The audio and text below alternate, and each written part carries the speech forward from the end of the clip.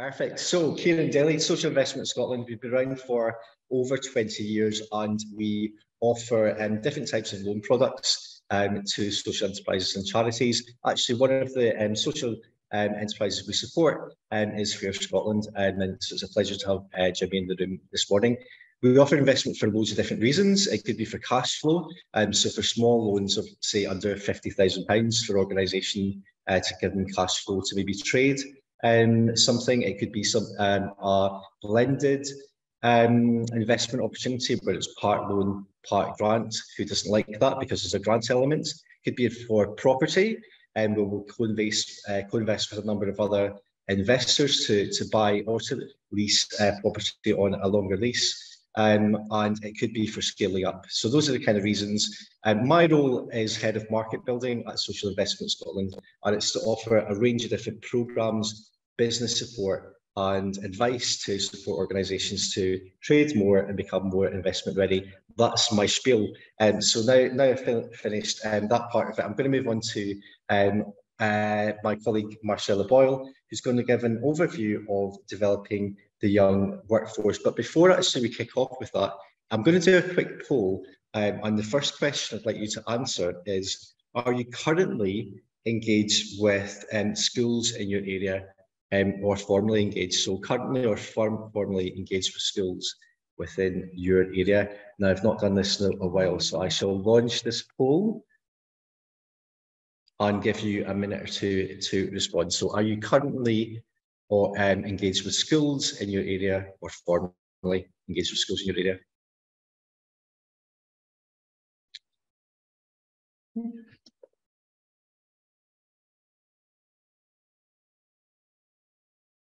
Brilliant. Okay, that's quick off the mark. Everyone's responded.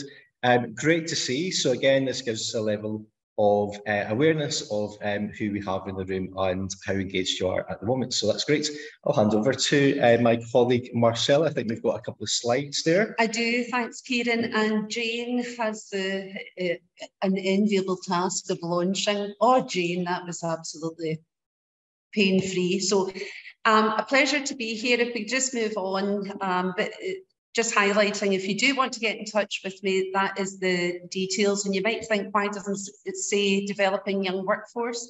It's because Glasgow Chamber of Commerce hosts me for developing young workforce, so that's quite par for the course across Scotland. We're hosted by other employers.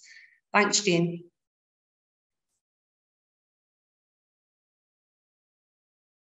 Thank you. So a little bit about our understanding of your sector. So what I would say is that and I'm going to talk here specifically about Glasgow City Region. So that includes 8 local authorities.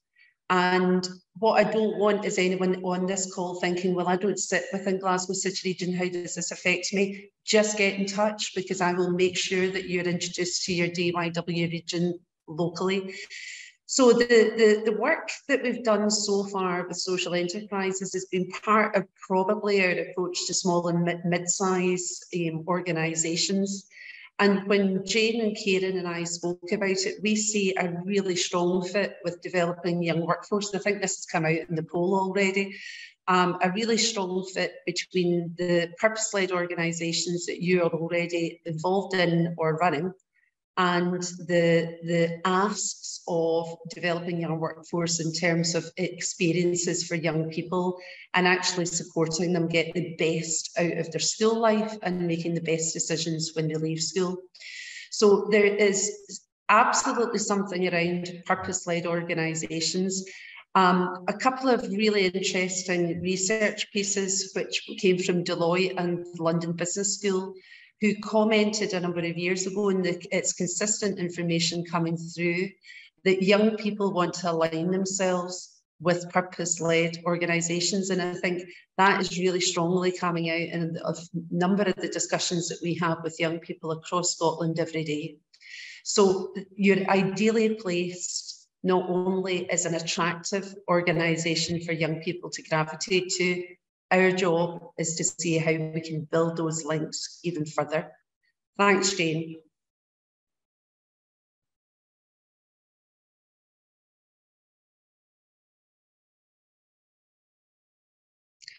So in terms of developing young workforce, a couple of things maybe just to highlight that maybe colleagues aren't aware of in this call. In every secondary school across Scotland, there is a school coordinator, and you might think, well, what do they do? So most of them are 0.5 of a full-time headcount. Typically, local authorities in the past have come in and funded alongside DYW, so it's a one-person role. Some of those individuals will be teachers that have assigned duties and responsibilities around developing young workforce. And in other local authority areas, there are dedicated staff, so they're out with the teaching complement. Important to recognise that, because while every school should have a minimum standard, it really does depend on head teachers and school coordinators about how they use that 0.5 time. Our job in our exec team across the region is to make sure that every young person has access to the school coordinator, but also employers do too. So they should be the point of contact for every employer that wants to make an offer. And that offer I'm going to talk about later, but it could be from being part of a careers fair, providing mock interview information, having a work experience or work inspiration event. And I'm going to talk a little bit about all of those things, including volunteering, including opportunities for enterprise programs in schools. But I do want to highlight that the school coordinator role is always under pressure. And thankfully, Lauren's along here. We work really closely with our colleagues in Skills Development Scotland. Everything's got an acronym, it's called CIAG. And this is about careers, information and advice and guidance. So those individuals from Skills Development Scotland are also working in those secondary schools across Scotland. And in many cases, and Jimmy will talk a little bit about his experiences with DYW, I'm sure, other initiatives, including youth engagement work, also happen in secondary schools. So sometimes it can feel from an outside point of view, well, it's really cluttered, and there's an awful lot of people doing things in secondary schools. All of our jobs that are publicly funded should be about making it easy for you to navigate your way through. So if there's any barriers, and particularly if you're sitting within the Glasgow City region, if you feel that you're not getting the service that you expected, particularly from this call, please come to me, because my job is to make it easy for you to offer those engagement opportunities for young people. Thanks. We'll just move on. So it's, I said earlier on, it can look a bit crowded. So DYW has been around for some time, and here are some real positive takeaways. The government, when it was thinking about developing young workforce and then subsequent to young person guarantee, the whole ethos is about how young people can leave school with a positive destination and have business engagement, either helping them decide what kind of careers they might think about, or even just the qualifications or what courses they should be thinking that align to what they think they might want to do. And let's face it, lots of young people in S3, S4, S5 and S6 might have 15,000 jobs that they could go into. So it's us funneling all of that, saying, well, where is your natural attributes? What kind of role do you want? An inside job? Do you want an outward job? So working through all of that. So the positive destinations, the target, of course, is 100% for every young people leaving school, that they will have a positive destination, either going into a learning opportunity, further in higher education, or going into an employability programme, or going into employment, or taking up a modern apprenticeship, a graduate apprenticeship. 100% target. Now, thankfully, we're getting close to that. But part of the challenge, and I think this is where social enterprises can really help, some young people just need a bit more support. And some young people really need more support in helping them make decisions about their future careers, which could change over, even a 10-year period after leaving school. So the more experiences we can bring into a school setting, the better it is for young people. And this is where social enterprises can really support. Thanks, Jane. Just again, if you're in those regions, that's in your contact areas. So in the poll, there was a few saying we want to hear more. Those are the links for you. But again, it's a standing invite. If you want to come to me direct, I'm really happy to do email or just some Teams calls with you to keep you right. Thanks, Jane. So it'll be difficult to see this because young person guarantee would probably ask if I could see your faces. Do any of you know what this means? But a number of years ago, there was a fellow called Sandy Begbie who was appointed by the Scottish Government to do a review of the experiences of young people in schools and particularly how it impacted on their career choices and even some of their subject choices. And the research that Sandy and his team came back with was, it's very patchy, it depends where you live, and thus was born the Young Person Guarantee.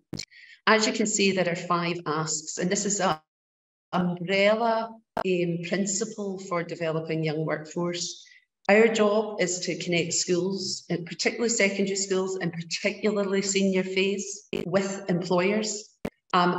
All the time building on that experience and building up a horrible term, but meta skills. So how do those young people develop soft skills and the experience of having either a work visit, a work experience over a period of time or a short period of time, and particularly targeting those young people that might not have the family support, etc. They might have what we call barriers. They might have some protected characteristics that they have an anxiety about. So probably working a wee bit more closely with them so that they can overcome that. Areas of deprivation obviously impact on young people and the support that they can have to make decisions coming through schools in terms of subjects and out school as they leave school. And so the 5 asks of employers are very much around what can you do to support that journey for a young person? How early can we intervene? So can it go down to S1? All the way through so that that young person at school is getting as many opportunities to see real life. What does a job look like? And we all know since the pandemic that's changed. But many of the roles are still site-based, so hybrid working might be less relevant. But for other roles, it might be much more relevant. So we need to build that in, you know, that young person might not be on site for 5 days. So how do they build resilience? Well, part of the role for Young Person Guarantee and developing young workforce is to help support and give them that guidance all the way through their school career. So those are the 5 asks around employers. They're really succinct. I think my challenge to all of you would be, and many of you have already said you're engaging with your secondary schools, that's fantastic. But if we could engage with secondary schools that are a bit further away, or they have lower attainment, they have, you know, they're not at their 100%, they're not at 95% of their young people leaving schools with a positive destination. It would be a really good challenge for those on the calls that are employers to see what else we can do to open up those opportunities to young people that might not necessarily get them. Jane, thank you. We move on. So I mentioned there's quite a range of things that you can get involved in. You can all read that, and we'll make sure that the slides are circulated after this event. Around engagement, that can be very quick. It can be supporting some of the existing work that's already happening in schools.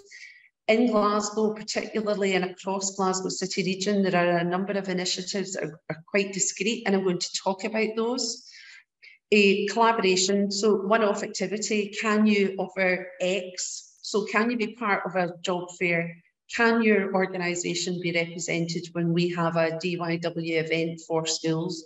And around STEM activity, which typically happens in October, all of the roles, almost all of the roles seem to have a STEM element to them now, and including digital. So if you're in that space, we really want to hear from you.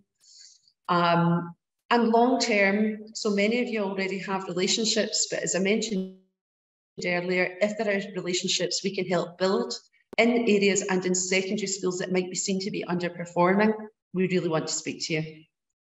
Thanks, Jane.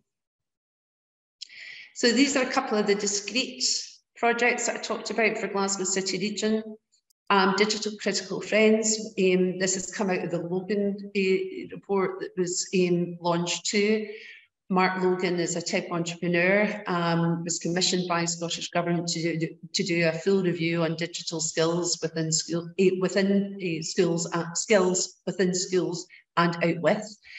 And Mark was quite critical of some of the work that was happening in schools. Some secondary schools will not have digital teachers. So how do we complement all of that? Now, it's fantastic because we've already seen a really good take-up of this, but we need more. And this year, we're refining what that digital critical friend looks like. So actually supporting people that want to volunteer in schools with far more of a curriculum-based approach. So we're not asking you to make up a class. The class will already be developed, but it's the delivery of it and you bringing in real life experience into that classroom and building up the relationships. I'll also say digital doesn't mean that you have to work in the digital sector. If you are fairly digitised, we want to hear from you. Thanks, Jane. And similarly for Climate Heroes, so this is a legacy project that came out of COP26. You might have seen some of this on social media because there was a really big event that happened around February time in Glasgow. What we know is that young people are passionate about climate and climate change and the crisis that's happening. And what we want to do is bring in more of that into their school curriculum. This is something that my climate path, Step Up to Net Zero, some of you will be involved in that. I know that Fiona's on the call and is already working with Glasgow on the Step Up to Net Zero. And that's thinking about an audit of your own environmental practice, where we can part fund a young person to come in and start delivering some of that audit recommendations for you. But Climate Heroes for me is also about how we bring in expertise into secondary schools. And again, how can you support around career fairs? And this is across every sector. So we have, you know, fashion industry involved, engineering involved, we have maritime involved, food and drink, etc. So don't feel, oh, because we're not a climate-based or environmental-based social enterprise, we're looking for a full range of everybody that has an experience of climate to be involved in this. So again, an ask, we would love to hear from you. Thanks, Jane. And so the so what factor in terms of why get involved, well, I was really pleased at the poll results coming through, because you already are, and those that aren't want to be, otherwise you wouldn't be on this call. So I think there is something for us in terms of showing that variety to young people, that it's not just you go into public sector or you go into industry or you go into financial services or you go in, that social enterprise and all parts of it is a real destination for young people. And once they start engaging with it, they say, and we know this from the social enterprises that we already work with, the purpose part of the social enterprise is the bit that's the real, you know, gold for young people to continue the relationships. I do think it's about young talent being developed within your own organisation. It's a safe way for you to engage young talent. I'm really looking forward to hearing from Jimmy and his young colleagues about their experiences. And next up is a general call to action. Thank you, Jane. So there is a whole array, and I'm not going to steal Lauren's thunder, who can talk far more knowledgeably about apprenticeships than I can, but there is every which way that you can be involved with young people. And that can be very short life, quite transactional, build up your relationship, see how much more a commitment that you have to make. Or we're ready, we've got support in our organisation that we can bring in young people, and particularly in volunteering. Young people, their work experience opportunities shrunk during the pandemic. Volunteering is another opportunity for them to build skills and show that they're in a workplace environment in a different way. So looking for volunteering, and it's an area that we, across Scotland, for developing young workforce, actually underperforming. Mentoring opportunities, there's plenty of them. So yes, we work directly with the MCR pathways. You may already be involved with them, but we can also offer mentoring opportunities through DYW. So I'm going to pause there. Thanks very much, Jane, and look forward to questions and answers in the discussion session at the end. Thanks. Perfect, thank you. And what a great overview and a great way to kind of frame the conversations today. I know within Social Investment Scotland and some organisations I've worked with before, it's great to be able to support and offer young people these opportunities. However, conversely, I think it's great for organisations actually to learn from having a fresh perspective within the organisation. We recently have engaged in a similar type of activity to review how easy it is to access investment from Social Investment Scotland. So thinking about our digital capabilities, thinking about how people actually engage with this first hand, having that kind of fresh thinking of a young person coming into an organisation that might have always done things the same way and need a wee bit more challenge. So I'm going to pass over to our next speaker. So we'll pull up the slides just now. It's our colleague Lauren Patterson from Skills Development Scotland, who's going to speak about more about apprenticeship opportunities. Hi everyone, I'm going to try and share my screen if that's all right. Let me see what we're...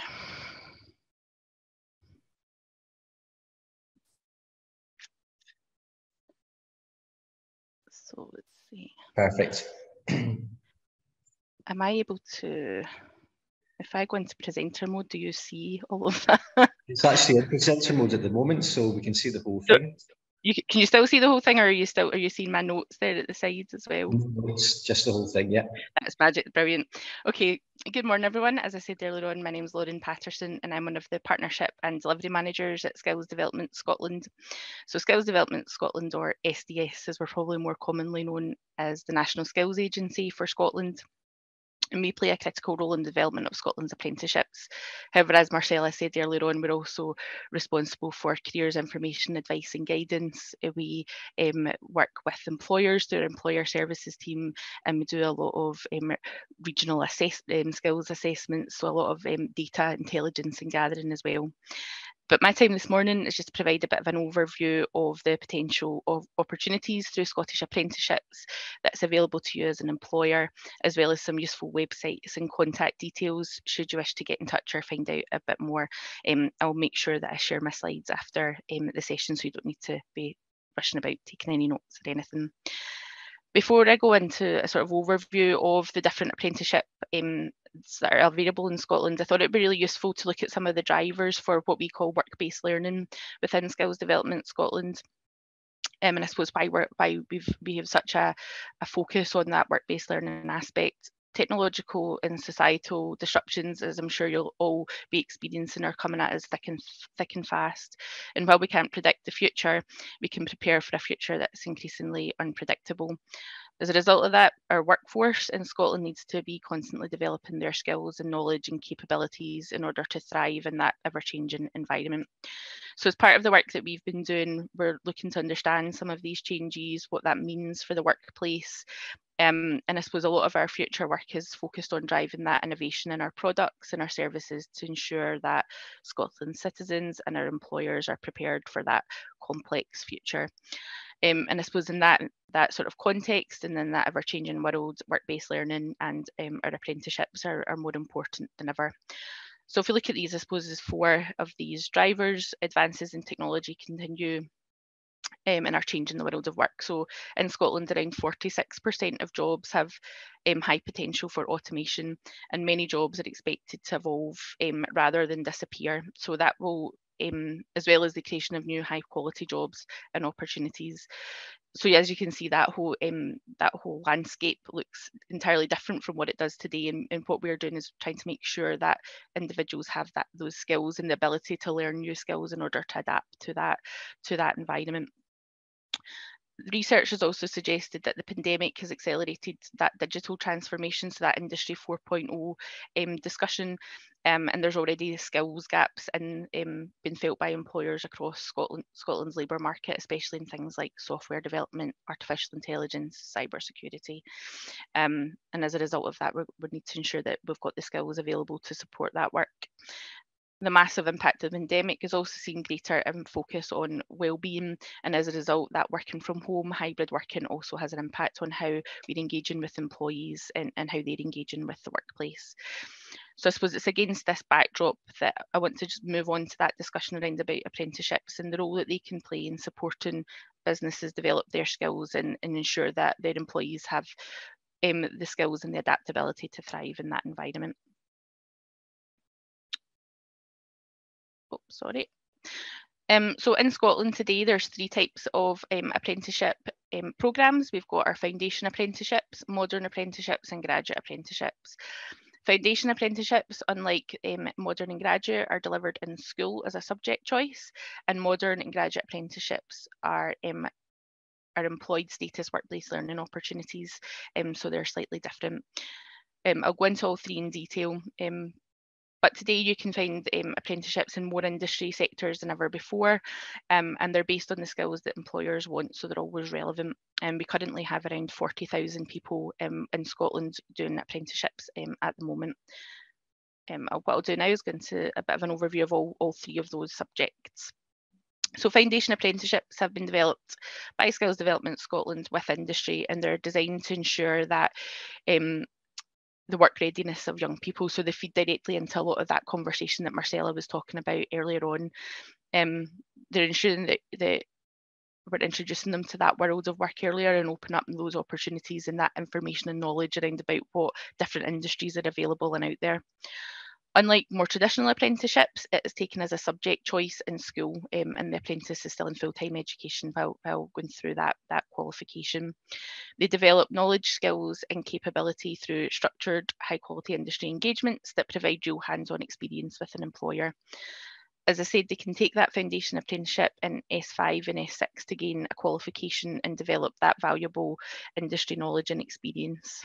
They can do that through taking part in industry project-based activities, work placements, or just engagement with employers coming in to speak to them and engaging with them in more soft touch approaches as well. There's a whole variety of ways that employers can get involved with foundation apprenticeships. Pupils will gain a qualification at SCQF level 6, which is the same level of qualification as a Scottish Higher. But unlike those subjects, you get that chance to experience and try that career through that work-based learning opportunity. And foundation apprenticeships are now available in all 32 Scottish local authorities.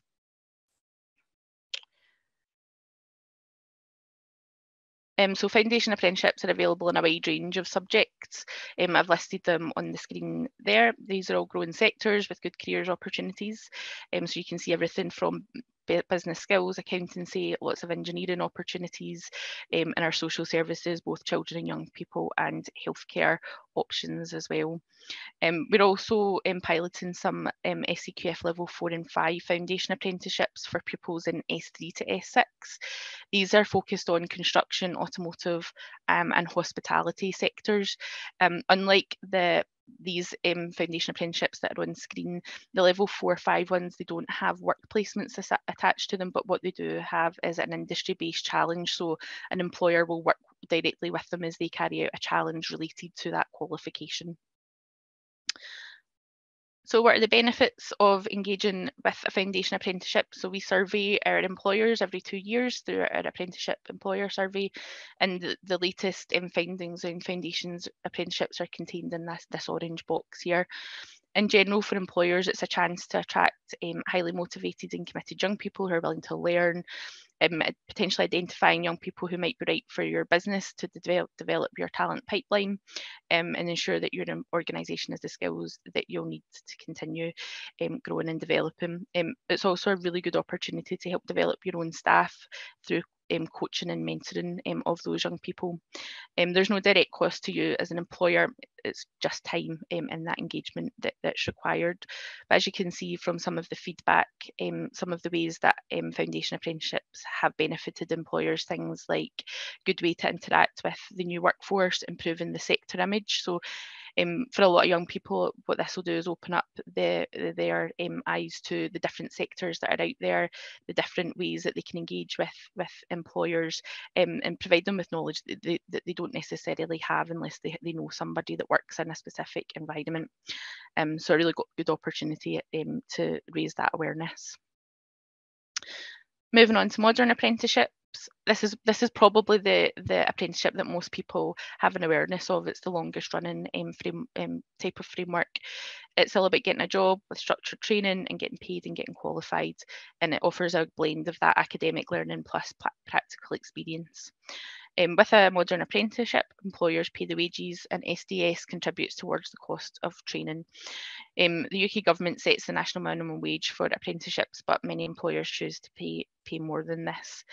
In Scotland, we have around 28,000 modern apprenticeship starts each year, and we have now over 100 different frameworks with many more pathways, so that you're ensuring that the framework and the apprenticeship that the individual is going through is right for your business needs and the skills that you require. We currently have around 12,000 companies in Scotland offering modern apprenticeships, and these range from large multinationals to small to medium-sized companies, family firms, and also sole traders that are maybe taking on their first employee. Modern apprenticeships can also be for new or existing employees. So if you've got an employee already within your organisation that you're looking to potentially upskill and develop, that is an option as well. It doesn't need to be a new person into the business. Apprentices spend most of their time learning in the workplace, although some may take formal learning off the job, supported by their training provider. That might be a college or a private training organisation. That would depend on who you would choose to help you deliver that modern apprenticeship. As Marcella highlighted, apprenticeships help individuals develop those meta skills, so those soft skills that we're talking about, things like communication, teamwork, and also the ability to articulate them into the context of their role. Modern apprenticeships are mapped to the Scottish Credit and Qualification Framework from levels 5 to 12, which includes everything right up to technical and professional level modern apprenticeship qualifications. So that would be things like your management apprenticeships goes right up to level 12. But those different qualification levels mean you can train to a standard that's required for the individual and for you as your organisation as well. And the benefit of engaging in those modern apprenticeships, some more feedback from our employer survey. Employers who've taken on MAs are positive about the experience, and 96% say that those who've undertaken an MA are more able to do their job. And they've also praised MAs for being able for improving productivity, staff morale, and product quality as well.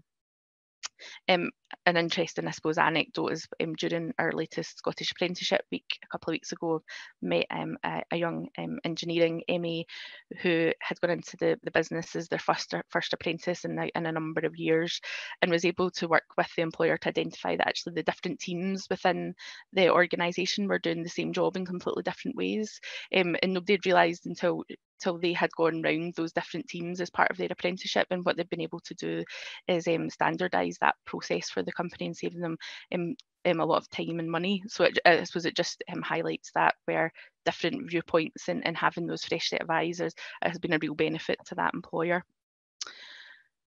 And finally, graduate apprenticeship. So these are our newest apprenticeship qualification, and it's a new way for individuals to gain qualifications through work. A graduate apprentice is open to anyone over the age of 16 who wants to work, learn and earn up to a master's degree level qualification.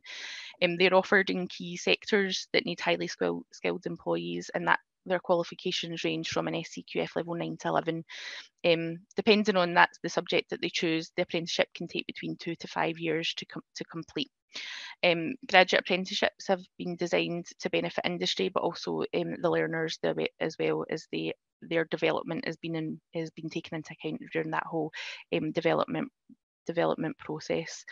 A graduate apprenticeship allows people to fulfil their career aspirations and learn from real life work experience and attain that sense of achievement while working towards that degree level qualification. Through that process, as I said, they will achieve a nationally recognised, accredited and certified higher education degree. They'll gain transferable skills that are required by employers and industry, and they can combine that knowledge and skills into competent practice for the employer. These courses are developed through ongoing consultation with employers, universities, professional bodies and qualification authorities in the form of our technical expert groups that we run through SDS.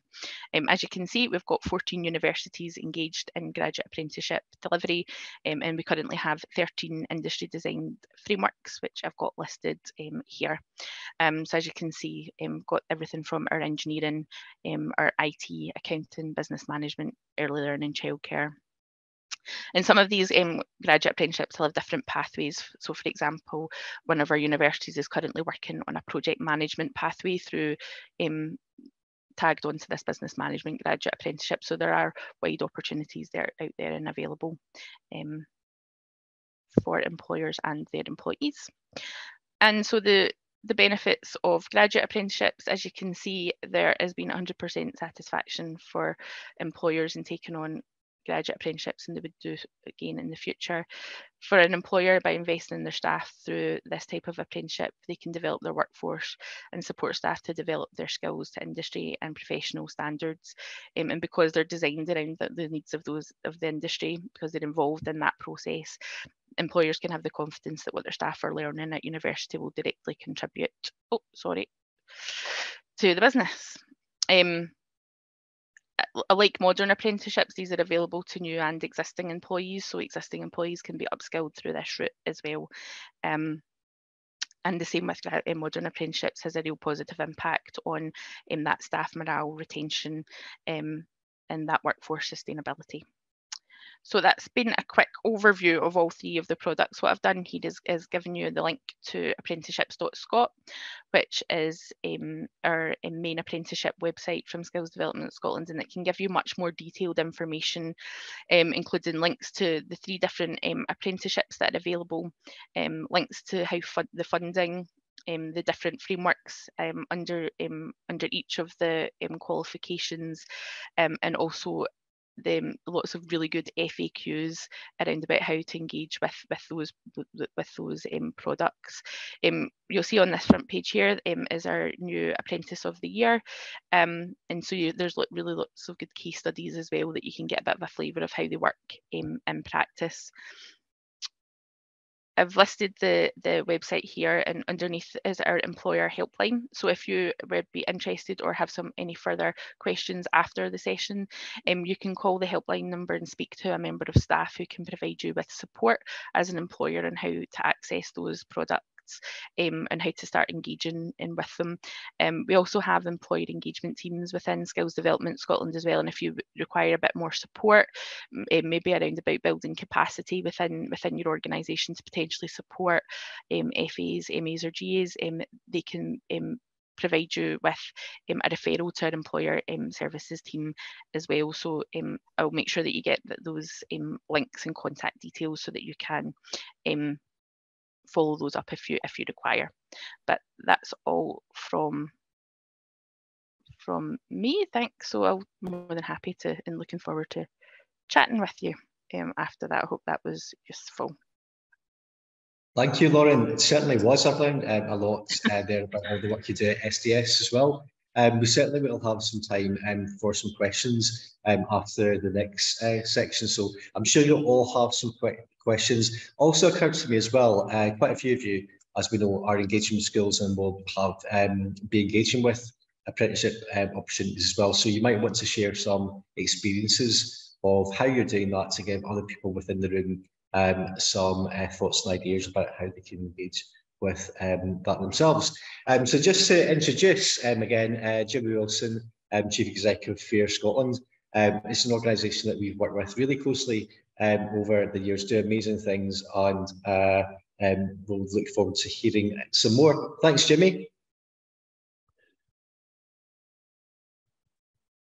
Sorry, I must have mute. That's all right. No, can you hear me? I can hear you loud and clear. Okay, yeah. Before a day in the life of a chief exec, Jimmy, and it's no 2 days are the same. No, you're right. Absolutely correct. Okay, so How do we bring together what Marcella and Lauren we're talking about? Well, we do it using social enterprises such as Fair Scotland, which is supported, as Kieran says, through funds that Social Investment Scotland provide. So who are Fair? Well, we're a charity. We were started in 1987 by local people in the Easterhouse area, constituted in 89. In 1997, we moved into 6 houses in this tenement building, which was our house for 13 years, which stood us in a good stead as an up-and-coming charity, and eventually turned it into a social enterprise. So in 2010, we moved into the building at the bottom left-hand side of your screen called Bannatyne House. We've been there since the 21st of June 2010. And a few years back, we decided we were going to open an early years establishment, a nursery, due to the increase of hours from 600 to 1140 from the policy from Scottish Government. So we utilised the nursery as an early years establishment for over 50 children on a day-to-day basis. But we also use it for employability courses to train young people who want to get into the early years industry. What we do is we provide 6-week courses where the young people will go through a number of qualifications. They'll get job experience either within Fairplay Nursery or one of our partner nurseries in the East End of Glasgow. And at the end of that, if they still want to progress in a career within the early years industry, we are an SQA centre and we're also an SDS provider, and we provide an MA in Social Services, Children and Young People, which Lauren was talking about. And later on, you'll meet one of my colleagues who have been through that process. So that is one of our social enterprises, probably brings in about £400,000 to £500,000 a year. And some of the surplus that we use for that, after all the bills are paid, will go towards tackling poverty within Glasgow East and beyond. Our second social enterprise that we use is Fairplay Stepford. This is a sporting recreation venue that we took off Glasgow City Council about 3 years ago.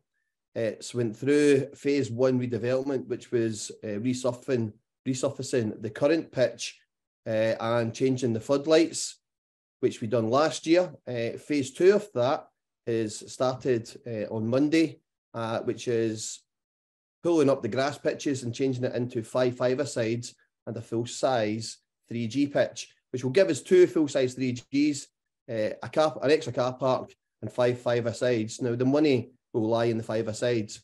But more importantly, to engage with young people, we provide sport and recreational courses where young people will go through industry qualifications, they'll go through high-intensity training sessions, session planning and workshops to allow them to become sports coaches, work experience both with us and our partners.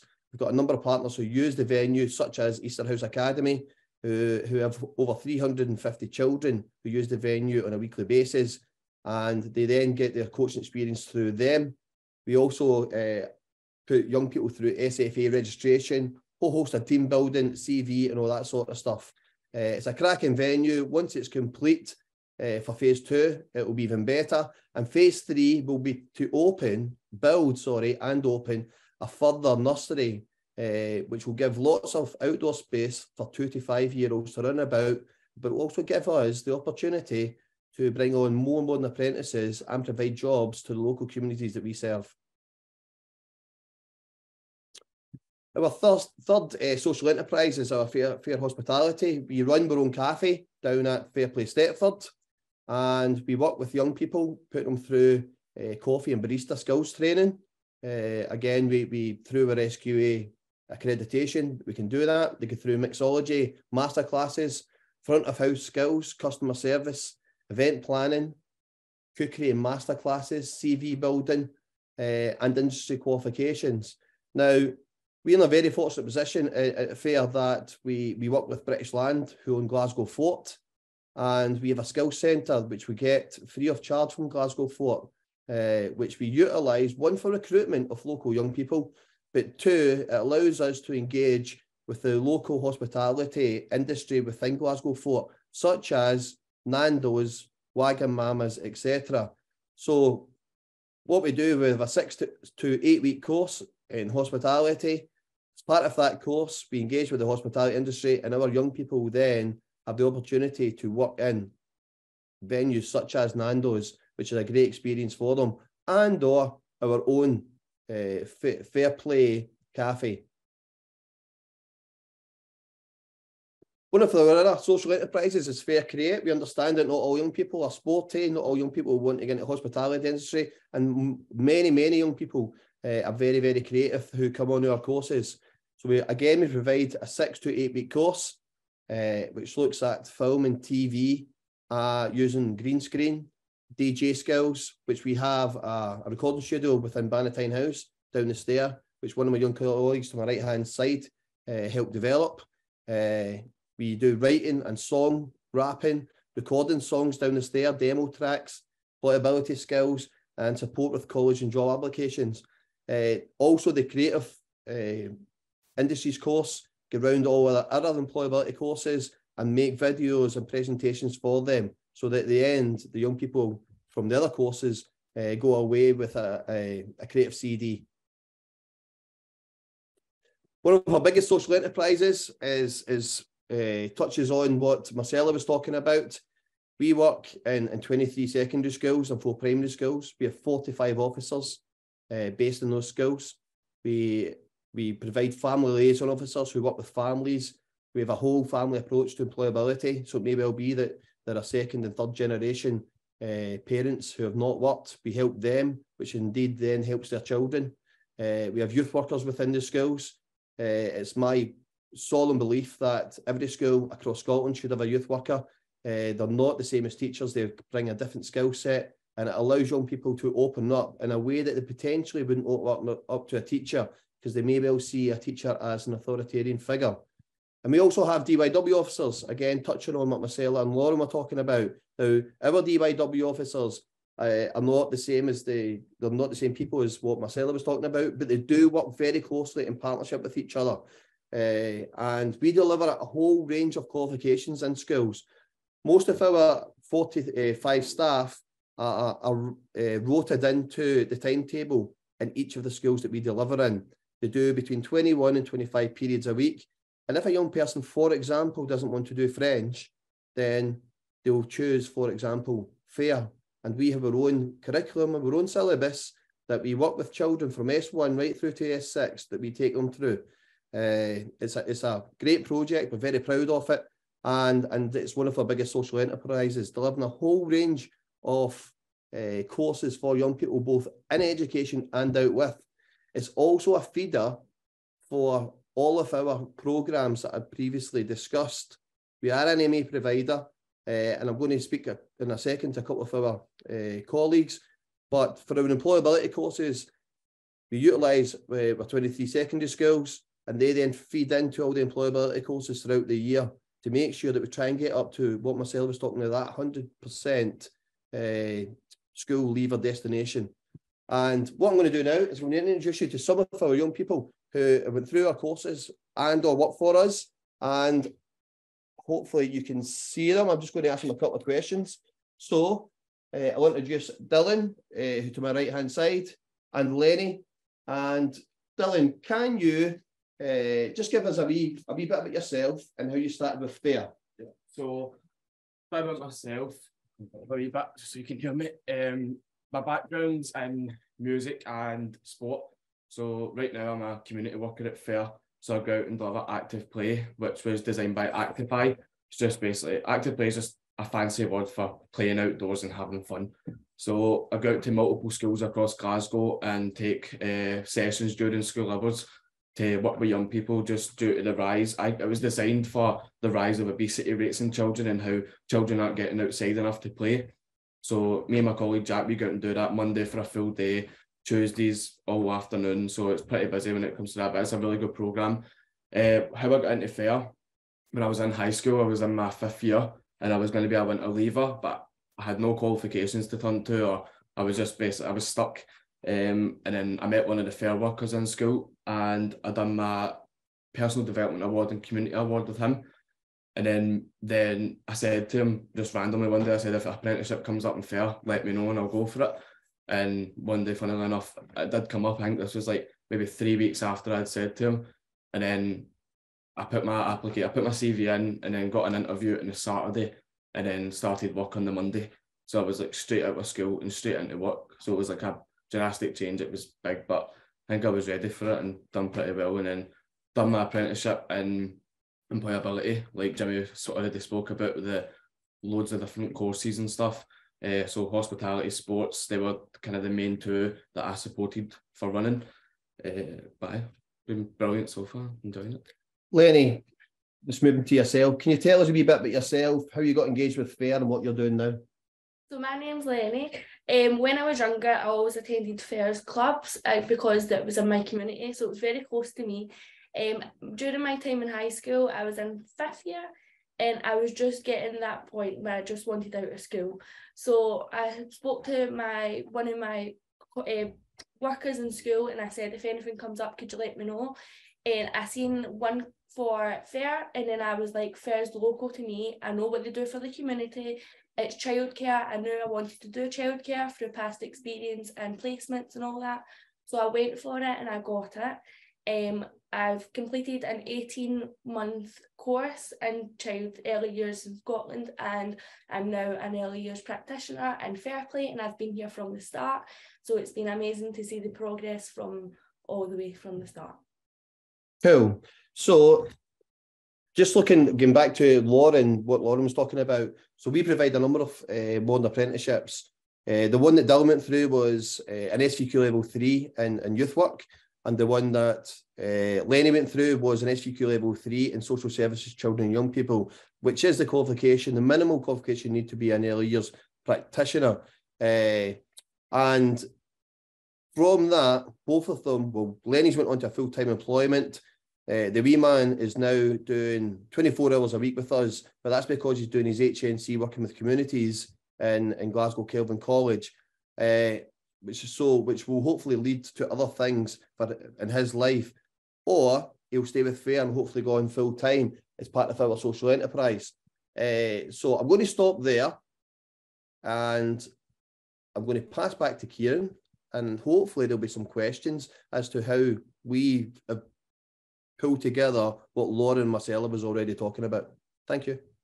Thanks very much. Thanks, Jimmy. Thanks, Dylan, and thanks, Lenny. I think that's a really good reminder of the power of this type of work. And actually, thinking back to when you're a lot younger, you're thinking about different jobs, career opportunities, and actually, you don't really know what you don't know. You don't know what's out there, and how you get a foot in the door somewhere. So this is a really good opportunity for social enterprises to benefit themselves within their organisations, but also offer opportunities which are very life-changing to young people. So absolutely great to hear from Jimmy and his colleagues there. I'm going to open up to questions within the room. And as I said, we'll have questions, but also if you've got any experience of working with schools, providing work experience, volunteering on apprenticeships opportunity, we'd love to hear how you've done that and what impact it's had within your organisation as well. I'm going to leave an awkward silence.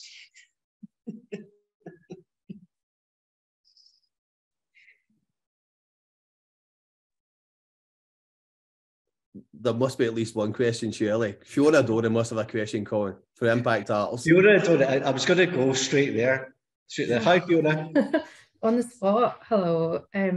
Oh, Jimmy, it's so impressive. Really is. Just doing absolutely masses there. I think my mind always goes to just how the funding models work. And I guess a lot of what was shared earlier, it's providing those work experience opportunities, how you do that. And it's obviously, it has to be really meaningful, and it's just how you resource the team to be doing that. And, and I think foundation apprenticeships, case in point, that I think whenever we've looked at it, it's just a struggle how we're going to fund it. The desire is there, but making it work is something else. But clearly, Jimmy, you've got a fantastic model and you're making it stack up. So really incredible. So that wasn't a comment. I think that was more an observation. Thanks, Fiona. And there's some amazing things happening at Impact Arts at the moment. Congratulations. We're not far away from your new venue. I wonder if you want to chat about some of the amazing work you do in general with young people, and maybe touching on some of your experience of working with schools, etc. Yes. So yeah, well, just launched new social enterprise venue in the Merchant City. So event space, theatres, meeting spaces there. We've been working in the field of youth employability and attainment for well over 15 years anyway. But I guess I'm just now exploring what opportunities exist with the new venue, particularly around apprenticeships and the ever-changing landscape that is employability in Scotland.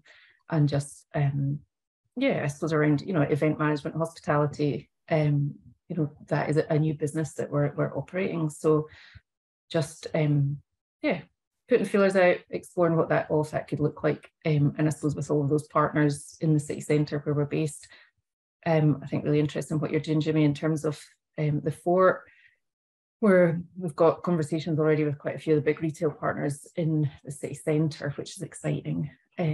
But yeah, it's new location, new base, so just testing out what the opportunities are. Brilliant.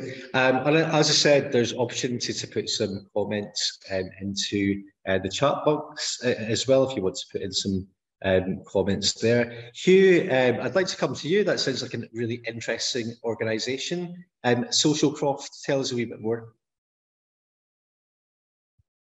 Yeah, so we're like a care farm, really. We use nature and animals to enhance health and well-being.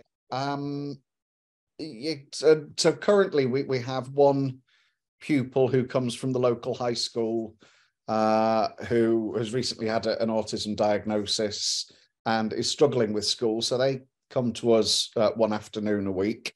But we seem to have made a sufficient impression with that they've got funding through the youth development worker for another, it's either another 5 or another 6 of the local high school pupils to come. And we're over on the Ardnamurchan Peninsula. So when you talked about social enterprises working in rural areas, we're up there with about as rural as you can get.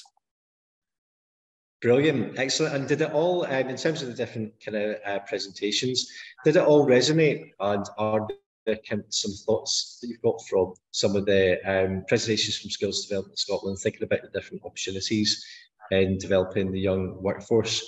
Anything that kind of sprung out?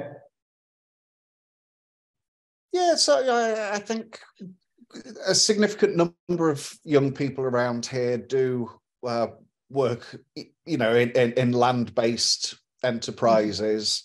Some of what we offer is kind of tourism-based. So we sort of view ourselves as a social enterprise in that the activities that we do don't necessarily need to be profit-creating. And so some things we do to create profit, to deliver other activities for free. And we have a small herd of pygmy goats, and people can pay to come and go take the pygmy goats for a walk for an hour. And previously, although we've no young people working for us at the moment, we were part of the Kickstart scheme that was launched after COVID. So we had a couple of young people worked for us, and in fact, one of them, through working for us and helping us support a young lad who's profoundly autistic, when he left us, he then went to be this young lad's personal assistant. So we have created some good opportunities. I'll shut up now. Perfect. Thank you so much. I mean, you've kind of got me at pygmy goats. Yes. I think that's Yes. that's my key takeaway from this hour today. I shall be googling your organisation afterwards. Thank you for joining us. We have a couple of minutes left just before we wrap up. And as I said, it's really nice to have this introductory meeting today in partnership with Developing the Young Workforce and with Social Enterprise Scotland. And the outcomes from today are to provide you with information and with different ways that you can get in touch with us to get more information and to register some interest. If you are interested, then you can get in touch with us. Before we close today, we have Jane. I'll bring in. Are you reminding me about a poll? No, I'm not. I'm not reminding you about a poll. I'm actually, there's a couple of reasons. Just with you saying that it's about as rural as it gets, I just wanted to flag up that we are hosting an employability session with a rural focus next week with TCEF partners. So when we send the follow-up email, I will include information on that. And we've got some fantastic speakers at that too. And I guess I had a question, I think probably for Lauren, around the apprenticeship programme. And it's just in speaking to some of my colleagues in pretty rural areas, what they were saying is that a lot of the businesses there are very small, micro level, aren't or don't have the capacity to take on an apprenticeship themselves, but wondered where the shared apprenticeship pilots that had happened previously had got to, and if that was something that was being looked at again, particularly for smaller organisations, I guess, that maybe couldn't manage a full-time apprenticeship. No, absolutely. And I think that discussion is also happening around about the creative industries as well. So some of those industry or those employers are in the same position, not necessarily around about rurality, but around about just the size, easy enough for me to say. So yeah, there has been the pilot. However, I suppose, as you may or may not be aware, there's quite a lot of work going on at a Scottish Government level, and reviews happening around about the skills landscape at the moment. So we have the James Withers review that's looking at the skills landscape and looking at the role of Skills Development Scotland and sort of the work that we do. And I would say up until we have some of the conclusions from that, I suppose any changes to sort of delivery won't be happening until that has been sort of concluded. So I wouldn't say it's off the table, Jane. I would just say just now there's probably not going to be any decisions made until we have some clarity around about what's happening with those reviews. We've been told around about springtime, but probably pushing it into late spring. We do have our rural skills sector manager as well, who works to look at some of the skills issues, specifically in that rural context, and we have a rural skills action plan that looks at some of the sort of the specific issues that employers and education and delivery have around about that rural discussion. So I'm more than happy to provide links into that work as well, if that would be useful. But yeah, as I say, up until now, I wouldn't say that there'd be a decision made until those sort of reviews have concluded, unfortunately. No, thanks, Lauren. I mean, getting that contact, I think, would be really helpful, and I can share that our session next week as well. So brilliant. Thanks very much. Perfect. Okay, so just in closing, we're going to do another poll, which is going to ask you the question: can you offer young people opportunities from April 2023? This is a poll just to kind of give us a sense of interest, and it's our action to follow up. And that's the opportunities, again, thinking about skills-based opportunities, work experience, volunteering opportunities, or potentially apprenticeships opportunities as well. So I'll launch the poll.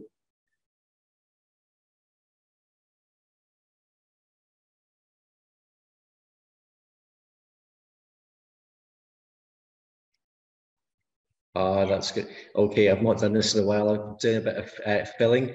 So this is the one on potential opportunities. So can you offer potential opportunities?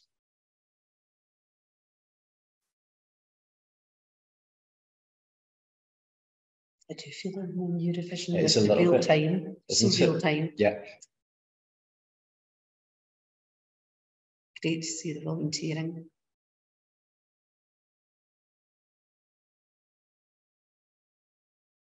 Absolutely. So So we've got all of the answers in the poll. So it's really good to see the different levels and different types of opportunities that can be offered. As Michelle said, great to see volunteering and a good spread actually across each of those areas. Thank you so much for your time today. Really enjoyed it. Great introductory meeting, and we will be in touch with you following this. Just to say thank you to everyone on the call today. Thanks to Lauren, thanks to Jimmy, thanks to Jane, Marcella, and it's good night from me. Have a lovely rest of today, and we'll be in touch very soon. Thank you. Thanks, Lauren and Jimmy. Thank you, Jane, for all the organisation. Thank you. See you later. Bye. Bye-bye. Bye-bye. Bye.